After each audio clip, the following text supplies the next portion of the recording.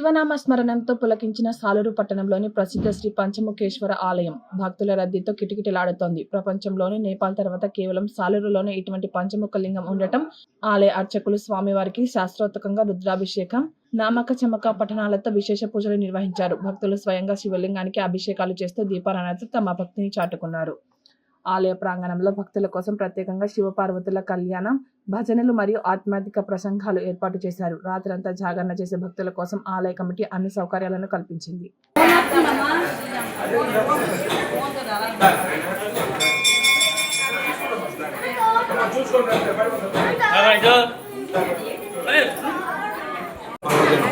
ఈరోజు మన పంచముఖేశ్వరాలను ప్రపంచంలోనే పంచముఖేశ్వరాలను ఒకటి నేపాల్లో ఉంది, తర్వాత కొన్ని సార్లు ఉంది. ఎన్నో ఏళ్ళ నాటి పురాతన ఇది ప్రతిరోజు వేద మంత్రాలతో ప్రతిరోజు కూడా చూడండి గుళ్ళు ఉన్నాయి. ఏ రాష్ట్రంలో ఏ పువ్వులో కూడా ఇంతమంది జనాలు, ఇంతమంది భక్తులు ఏ పువ్వులో కూడా ఉండరు. నిత్య భక్తులు కనీసం రోజుకి 5,000 మంది భక్తులు ఉంటారు ఇక్కడ. ఈరోజు మన పంచముఖిని దర్శనం చేసుకుంటే మహాపుణ్యవంతులు ప్రతి ఒక్కరు కూడా దర్శనం చేసుకునే కోరుకుంటారు. పంచముఖేశ్వర స్వామి ఆలయం సాలూరు. శివరాత్రి పర్వదినాన శివక్షేత్రాలన్నీ కూడా శివనామస్మరణతో మోరుమోగిపోతూ ఉంటాయి. శివారాధనలో లింగ రూపంలో పూజిస్తూ ఉంటాం శివుణ్ణి. ప్రతి లింగంలో కూడా శివుడికి జ్యోతి స్వరూపం వెలుగుతుందని చెప్పేసి అందరూ నమ్ముతూ ఉంటారు. వీటిలో 12 జ్యోతిర్లింగాలన్నీ కూడా ప్రధానమైనవి అన్నమాట.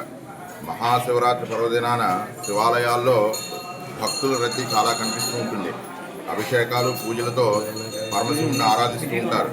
దేశంలో 12 జ్యోతిర్లింగాల్లో ఈ రోజంతా కూడా ప్రత్యేక పూజలన్నీ కూడా జరుగుతూ ఉంటాయి. రాత్రి కూడా దేవాలయాలు తెరిచే ఉంచుతారు.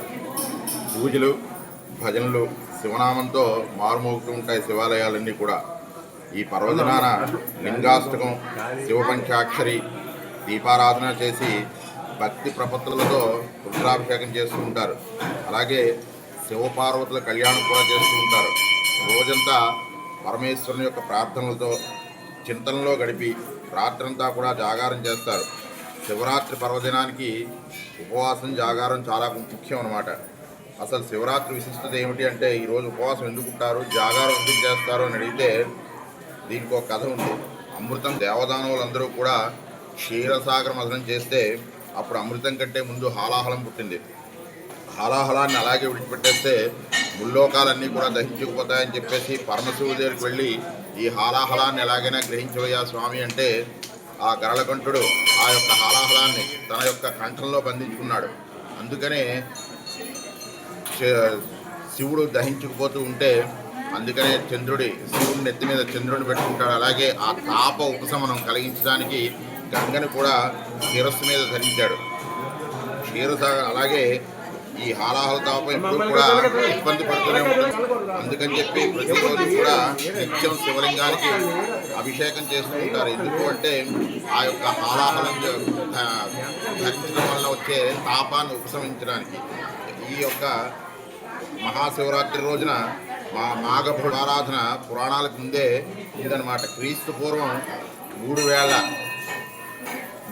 ఏళ్ల నాడే సింధులో నాగరికతలో ఈ యొక్క శివుడికి ఆరాధన చేస్తూ ఉండేవారు. శివరాత్రి సందర్భంగా ఆ శివుడికి రుద్రాభిషేకం చాలా శక్తివంతమైంది. ఈ విశ్వంలో శివాభిషేకానికి మించింది ఏదీ లేదు. దీన్ని నమ్మకం, చమకంతో చేస్తూ ఉంటారు. జ్ఞానం, ఆరోగ్యం, సంపద వీటిలన్నిటికీ కూడా మూలం శివుడే. మనిషి సమస్యలన్నిటి కూడా శివాభిషేకం ద్వారా పరిష్కరించబడుతూ ఉంటాయి.